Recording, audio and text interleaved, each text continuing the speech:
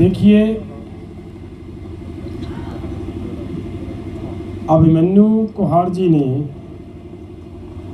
जिस तरीके से जोश के साथ आपके सामने कुछ बातें रखी हैं, तो मुझे ऐसा लग रहा है कि जब पानी उबल जाता है ना, वो नहाने लायक तभी होता है अगर उसमें थोड़ा ठंडा डाल दिया जाए। तो ये समय की ज़रूरत है, जोश भी साथ रहना चाहिए और होश भी साथ रहना चाहिए। वो हम मिलकर काम कर रहे हैं। मुझे लग रहा है कि जिस तरीके से जब शुरू में ये आंदोलन शुरू हुआ, भले पंजाब की ओर से शुरू हुआ, लेकिन जिस तरीके से हरियाणा वाले भाइयों ने इस आंदोलन को पहले दिन से ही सपोर्ट दिया है, वो सराहना योग है। जब हम आ रहे थे इसी रास्ते, अलग अलग रास्तों से जब पंजाब से लोग आए, तो हमें भी एक बार ऐसा लगा था कि हरियाणा में बीजेपी की सरकार है, लोगों के ऊपर प्रेशर है, दबाव डाला हुआ है, शायद हरियाणा से इतना सहयोग अभी नहीं मिलेगा, आहिस्ता आहिस्ता लोग हमारा साथ देंगे। लेकिन जितनी जल्दी और जितने थोड़े समय में हरियाणा के लोगों ने उस समय सहयोग दिया आंदोलन में, सरकार सड़क में खाइयाँ खोद रही थी और आपके नौजवान, हरियाणा के नौजवान अपने ट्रैक्टरों के पीछे किराए पाकर उन्हें खाइयों को फिर से मतलब भरने का काम कर रहे थे और हमारे लिए रास्ता बनाकर दे रहे थे,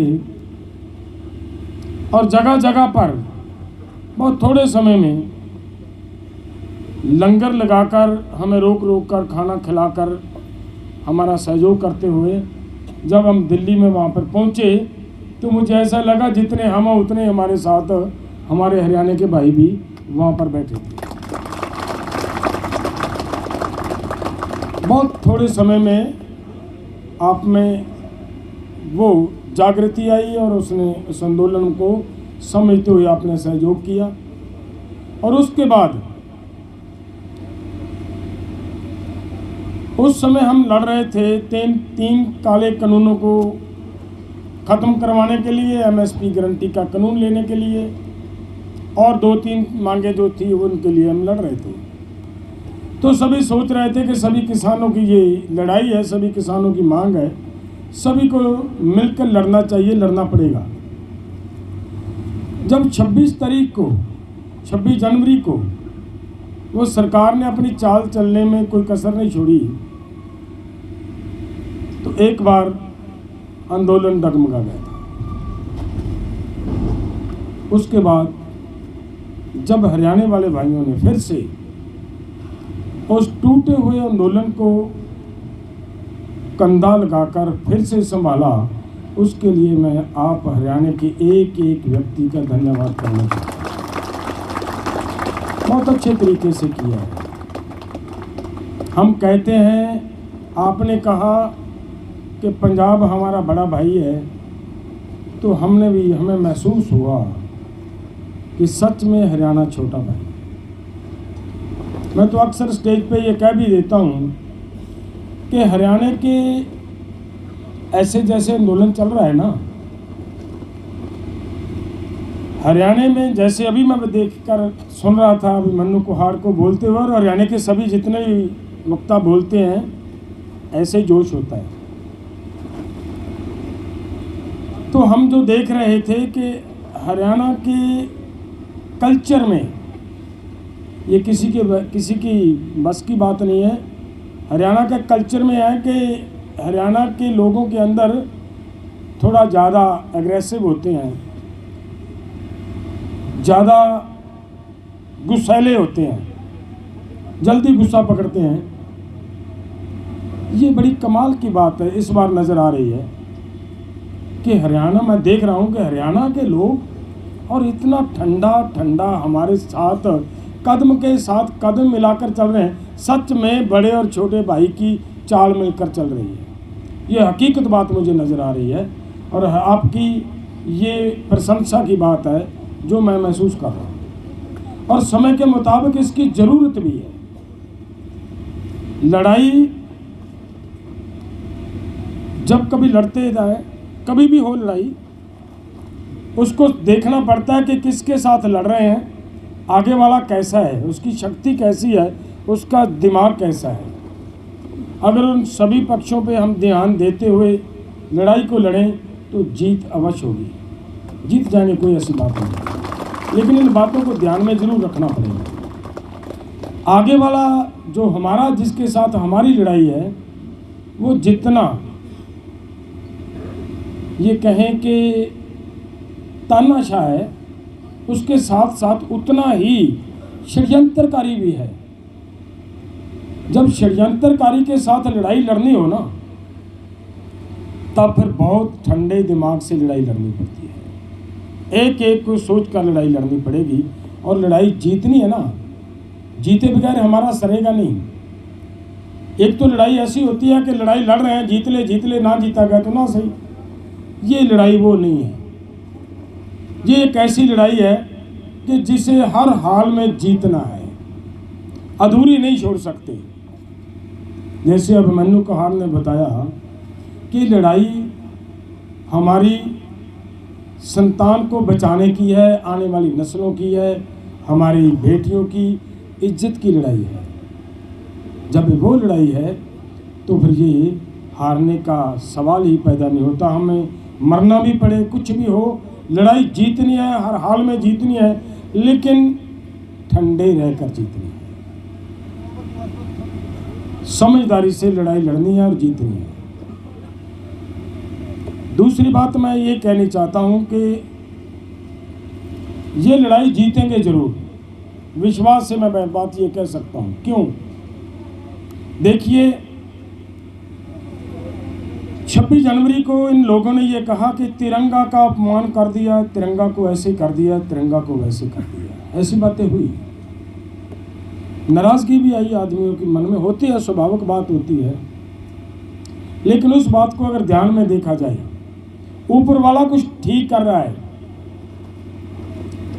इसी आंदोलन के चलते चलते बंगाल का इलेक्शन आया। हम और आप सभी मिलकर बंगाल में भी गए। वहाँ के लोगों का इतना प्यार मिला आपके इस आंदोलन को।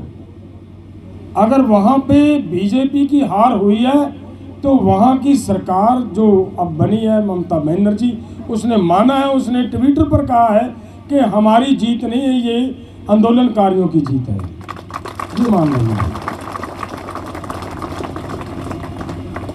तो इसमें एक बड़ी बात ये और है, आप लोग सब समझदार हो, इतिहास पढ़ा है।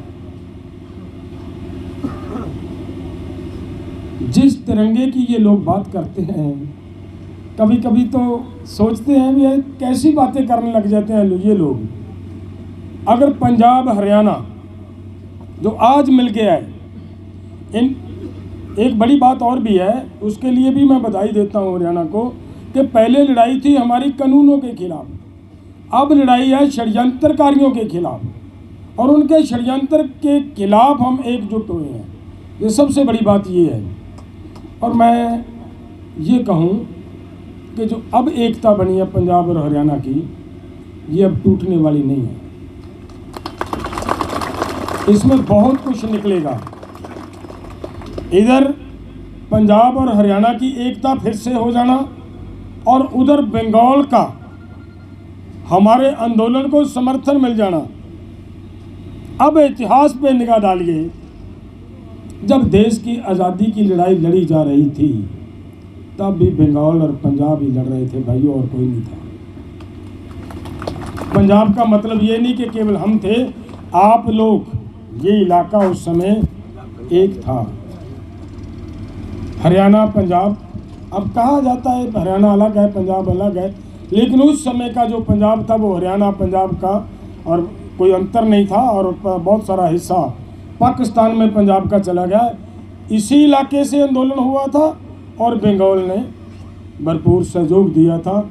इन्हीं ही 2 स्टेटों से लड़ा गया आंदोलन पूरे देश में भले आंदोलन नहीं हो पाया और इन्हीं 2 स्टेटों ने देश को आज़ाद करवाया। और इन्हीं स्टेटों की वजह से देश को तिरंगा मिला है। जिस तिरंगे की ये लोग बातें कर रहे हैं ना, इनसे ये पूछो कि आपके आरएसएस के ऑफिस पे या बीजेपी के ऑफिस पे तिरंगा कब से झूलना शुरू हुआ है, ये तो बता दो। जिन लोगों ने खुद अभी तक तिरंगा को सलूट नहीं किया, वो तिरंगा की बात कर रहे हैं। और इन लोगों को ये बात कर रहे हैं जिन लोगों ने देश की आज़ादी की लड़ाई में क्या किसे आपकी भाषा में क्या कहते हैं, हमारी भाषा में तो उसे 92% 92% कुर्बानियाँ हमारी और आपकी हैं इस तिरंगे के लिए। तब तिरंगा देश को मिला है।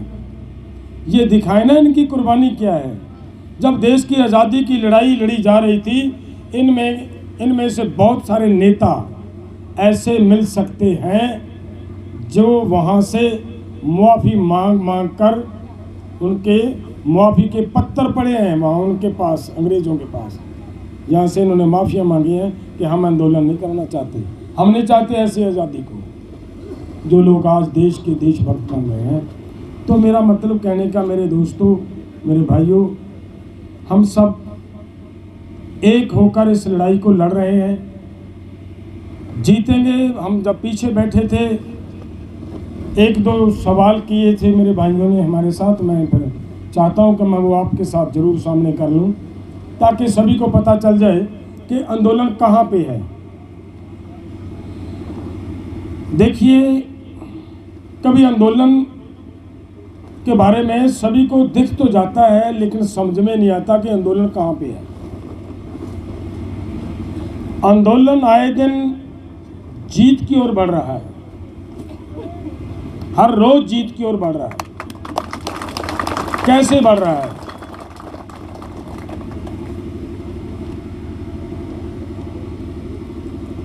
जो बीजेपी ये कहती थी कि हम कांग्रेस मुक्त भारत बनाएंगे, अब क्या होता नजर आ रहा है आपको? बीजेपी मुक्त भारत बनता नजर नहीं आ रहा क्या आपको? बताएं, वो क्यों हो रहा है? वो क्यों हो रहा है? वो आपके आंदोलन की वजह से। आपके आंदोलन के कारण जितना शांतिपूर्वक आंदोलन आप सब मिलकर चला रहे हो और पूरे वर्ल्ड में इस आंदोलन को समर्थन मिल रहा है, पूरा वर्ल्ड आपके साथ खड़ा है, उसका आहिस्ता आहिस्ता, जैसे पानी होता है ना, कितना भी बड़ी सतह हो, समुंदर कितना बड़ा होता है, एक बूंद तेल का डालकर देखो जो उसके ऊपर, एक बूंद, वो एक बूंद जो तेल की होती है ना, वो 10 किलोमीटर 20 किलोमीटर आगे जाकर देखना, वहाँ से उसे पानी उठाकर देखना, वहाँ पर वो बता देगा कि इसमें तेल आ चुका है। इसी तरह जैसे वो एक बूंद तेल पानी पे फैलता फैलता पूरे तेल पानी की सतह को ढक लेता है, उसी तरह मेरे भाइयों ये आंदोलन आहिस्ता आहिस्ता पूरे देश को अपनी लपेट में ले रहा है। 5 स्टेटों में अभिमन्यु कुहाड़ जी ने बताया आपको, बुरी तरह हार हुई है इनकी, वो इसी वजह से हुई है। अगर आज दिनों दिन जिस दिन हमारा आंदोलन शुरू हुआ है, मैं उसी दिन की बात बताऊं आपको। पहली बैठक हुई सरकार के साथ कि वहाँ पे हमारे यूपी वाले भाइयों ने एक शिकायत की कि हमारे किसानों पे 50-50 लाख के बॉन्ड भरे जा रहे हैं कि आप बॉन्ड भरो कि आप आंदोलन में नहीं जाओगे। ये यूपी की कहानी थी और मीटिंग में हमने सरकार के साथ साझी की थी कि ये ऐसा क्यों हो रहा है। इसका मतलब यूपी में बिल्कुल उस समय आंदोलन नाम की कोई चीज़ नहीं थी।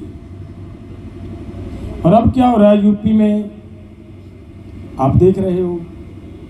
बता के गया अभिमन्यु कुहाड़ 3,500 में से केवल 600-650 सीट जगहों पर जीतना, ये क्या रिजल्ट निकल कर आ रहा है।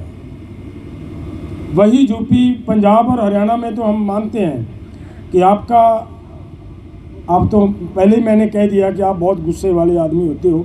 आपने तो उसका कहीं जहाज़ नहीं उतरने दिया, कहीं कुछ कर दिया। और हमारे वालों ने एक दिन वो इनके एक नेता का, वो नहीं कहूँगा, हमारी बेटियां हमारे पास बैठी हैं, वो कर दिया। तो अब यूपी वाले भी कर रहे हैं, इनको दुड़ा कर मतलब गांव में से निकाल रहे हैं, अपने गांव में नहीं घुसने दे रहे। ये यूपी में भी हो रहा है। इसका मतलब आपका आंदोलन भले शांतिपूर्वक दिल्ली के बॉर्डरों पे चल रहा है, लेकिन वो अपना एहसास, अपनी होंद का एहसास पूरे देश में दर्ज करवा रहा है कि आंदोलन चल रहा है। लोग आपके साथ आहिस्ता आहिस्ता आ रहे हैं। 5 स्टेटों में हम जीत चुके हैं, इसमें दो राय नहीं है। 6वां यूपी भी जीत गए। तो ये आंदोलन, एक बात ध्यान देने वाली इसमें बहुत बहुत इम्पोर्टेंट बात है, क्योंकि मैं ये बातें इसलिए कह रहा हूँ कि मेरा भी कभी, मैं भी तो आप जैसा होता था ना। मैं कुछ पहले से ही तो बूढ़ा नहीं ना जन्मा था, मैं बच्चा था, बच्चे से बड़ा नौजवान हुआ, नौजवान से फिर बूढ़ा होया। तो हम पहले आंदोलन में जब आए तो हम भी आप जैसे काम कर दिया करते थे, ईंट भट्टा चला दिया करते थे। एक बार वो हुआ, एक आपने किसी ने पंजाब में फिरोजपुर शहर शायद देखा हो, जहाँ ये सतलुज दरिया क्रॉस करता है। हम उसके पुल के ऊपर खड़े, लाठी चार्ज पीछे करवा दिया, जो करना था, नौजवान थे, करवा दिया, काम करके बाहर भाग गए। नौजवान होता भाग ही जाता, ये कम, ये लट वट कम ही खाता। वो तो लट के लिए तो आप जैसे बूढ़े रह जाते हो, ये तो सब भाग जाते हैं उस समय। हमने भी ऐसे किया। तो हम भागकर वहाँ पे आ गए। देखा क्या, हमारे 70 साल की आयु के बुजुर्ग, किसी की बाजू टूटी, किसी का सर पाटा, किसी के पाँव में जूता नहीं रहा, ऐसे बेचारे हम देख रहे हैं, हमारे पास से गुजर के जा रहे हैं। तो जब देखा बैठकर बाद में कि इसमें से कुछ लाभ हुआ या नुकसान हुआ, मुझे ऐसे लगा कि नुकसान ज़्यादा हुआ है, फ़ायदा नहीं हुआ। मैं तो भाइयों उस दिन से ऐसे चल रहा हूँ कि आंदोलन में अगर आंदोलन करना है तो फ़ायदा ज़्यादा होना चाहिए, नुकसान कम से कम होना चाहिए। अगर नुकसान करवाएंगे तो फिर आंदोलन करने का क्या फ़ायदा हुआ। तो मेरा कहने का मतलब है कि आंदोलन करते करते कुछ ना कुछ सीखना पड़ता है। आंदोलन एक जगह ऐसी होती है जिस जगह पे अब हमारा आंदोलन गया हुआ है। जब किसी भी पॉलिटिकल पार्टी का कोई भी आंदोलन हो, आपने देख लेना, लड़ते रहोगे, ज़िंदगी में लड़ना पड़ेगा और भी आगे लड़ना पड़ेगा। ये मेरी बात ध्यान में रखना, ये सच्चाई रहेगी। आपका आंदोलन जब इस स्टेज में जाएगा कि आपका आंदोलन किसी सामने वाली पॉलिटिकल पार्टी का राजनीतिक नुकसान करना जब शुरू करेगा, वो दोनों के लिए खतरनाक हो जाया करता है। उस सरकार के, उस पार्टी के लिए भी खतरनाक हो जाता है और आंदोलन करने वालों के लिए भी खतरनाक होना शुरू हो जाता है। इसलिए जब उस आंदोलन उस चरम में होता है, उस स्टेज में जब आंदोलन जाता है, फिर बहुत समझदारी से काम करना पड़ता है, क्योंकि जिसका पॉलिटिकल नुकसान होगा वो तो फिर अपना पॉलिटिकल नुकसान रोकने के लिए कोई ना कोई षड्यंत्र रचेगा ना। जब वो षड्यंत्र रचेगा तो आपका नुकसान करने के लिए रचेगा, आपका आंदोलन उखाड़ने के लिए रचेगा, आपको फेल करने के लिए रचेगा। ऐसे हालात में अब आपका आंदोलन बीजेपी का पॉलिटिकल नुकसान कर रहा है, इसलिए वो षड्यंत्र रचने में माहिर हैं, षड्यंत्र रचेंगे, रच रहे हैं। आपको उनके एक एक उनकी क्या उसे कहें साजिश चाल पर ध्यान रखना पड़ेगा, सभी को, एक को नहीं। ये ज़रूरी नहीं कि हमारे केवल नेता ही उस पर ध्यान रखें, आप सबको भी रखना पड़ेगा। आपको भी इस बात का ध्यान रखना पड़ेगा कि यहाँ पे हमारे साथ, हमारे बीच में कोई षड्यंत्रकारी तो नहीं बैठा, कहीं कोई षड्यंत्र रच के हमारे आंदोलन को खराब तो नहीं कर रहा, कहीं कोई मुझे राय जो दे रहा है, कहीं कोई वो ऐसी राय तो नहीं दे रहा कि जिसको मानते हुए मैं कोई गलती कर बैठूं और वो गलती आगे जाकर हमारे आंदोलन को खराब कर दे।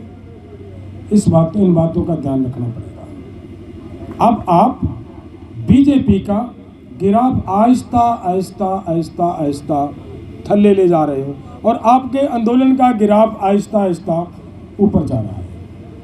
ये संभालना हमारे लिए अति ज़रूरी है, बहुत ज़रूरी है। अगर सरकार ये समझ रही है कि ये इतने सारे लोग इकट्ठे हुए हैं, इतने सारे संगठन इकट्ठे हुए हैं, आपस में लड़ लुड़ कर निकल जाएंगे, बिखर जाएंगे, उनकी चाल ये है। इसीलिए वो इसमें देरी कर रही है। हमारे भाई सोच रहे हैं कि सरकार बातचीत क्यों नहीं कर रही, इसीलिए वो देरी कर रही है कि ये आपस में खिंड जाएंगे। लेकिन मैं ये कह रहा हूँ कि ये ऊपर वाले की दया से हो रहा है कि खिंडने की बात छोड़े सरकार, अब वो राज जो कभी भी हमारा साथ देने की बात ही नहीं होती थी, किसकी, बंगाल की, देश की आज़ादी की लड़ाई के लिए वो क्रांतिकारी स्टेट बंगाल अब आपका सहयोगी बन चुका है। ये आपकी जीत के लिए एक बहुत बड़ा संदेश है। वो सोच रहे हैं कि ये बिखर जाएंगे, उन्हें ये नहीं पता चल रहा कि ये तो पूरे वही पुराने क्रांतिकारी इकट्ठे हो रहे हैं। इनको बिखेरने की क्या बात है, पूरे देश के क्रांतिकारी अब इकट्ठे हो रहे हैं। जीतेंगे, हर हाल में ये जीत होगी, ये मैं आपको विश्वास से कह सकता हूँ। तो मैं फिर से आपको ये बात कहूँ मेरे भाइयों, पूरा संयम, सब्र। प्लीज़ फिर से मैं ये कहूँगा कि हरियाणा में कहीं वो गुस्सा फिर से ना जगा लेना, थोड़ा समय और ठंडा रखना। ठंडे रहकर चलेंगे तो ज़रूर जीतेंगे, 101% हम जीतेंगे। जीतना हमारी ज़रूरत है, ये आंदोलन अधूरा छोड़ना नहीं। अगर हम लोग आंदोलन अधूरा छोड़ गए, किसी की भी गलती से, गलती हमारे से भी हो सकती है, गलती आपसे भी हो सकती है, किसी से हो सकती है, अगर किसी एक की भी गलती से हम आंदोलन हार गए तो मान लेना इतना बड़ा आंदोलन दोबारा खड़ा नहीं होगा। तो फिर अपने आप को, अगर मेरी गलती से आंदोलन हारे तो पूरे देश को डुबोने का जिम्मेदार मैं हूँ ना, इस आंदोलन को बर्बाद करने का जिम्मेदार मैं हूँ ना। तो फिर ये आप भी सबको अपने पे ये बात लेनी पड़ेगी कि अगर आप में से किसी की भी गलती से, जरा सी भी गलती से, जरा सी भी चूक से अगर हम ये आंदोलन हार गए तो फिर दोबारा आंदोलन खड़ा नहीं हो पाएगा। अगर आंदोलन ना जीत पाए, आंदोलन खड़ा ना हो पाया, तो मान लेना कि ज़मीन किसी के पास जायदाद नहीं रहेगी। और अगर ज़मीन जायदाद नहीं रहेगी तो मैं लास्ट में एक बात कहूँ, सभी को ये पता नहीं होता कि ज़मीन की वैल्यू क्या होती है। मैं बहुत बार पूछता हूँ कि भाई ज़मीन की कीमत क्या होती है। कोई बोल देता है 10 लाख है जी, कोई बोल देता है 20 लाख है जी, कोई बोल देता है 40 लाख है। ऐसी नहीं होती, बहुत बड़ी कीमत है ज़मीन। 1 एकड़ ज़मीन का मालिक हो कोई भी आदमी, केवल 1 एकड़, 1 एकड़ ज़मीन के मालिक की बहू बेटी को कभी आपने अपने ही खेत में जोना लगाते हुए देखा है क्या? बताओ भाई, देखा कभी किसी को? नहीं ना देखा। क्यों? क्योंकि उसके बाप के पास, उसके ससुर के पास 1 एकड़ ज़मीन है और एक गरीब, एक मजदूर की बेटी उसी आपके 1 एकड़ में वही जोना लगाने का काम कर रही है। बताए कर रही है ना? क्यों कर रही है? क्योंकि उसके पास उसके बाप के पास वो एकड़ नहीं है, तभी करना पड़ रहा है ना उसको।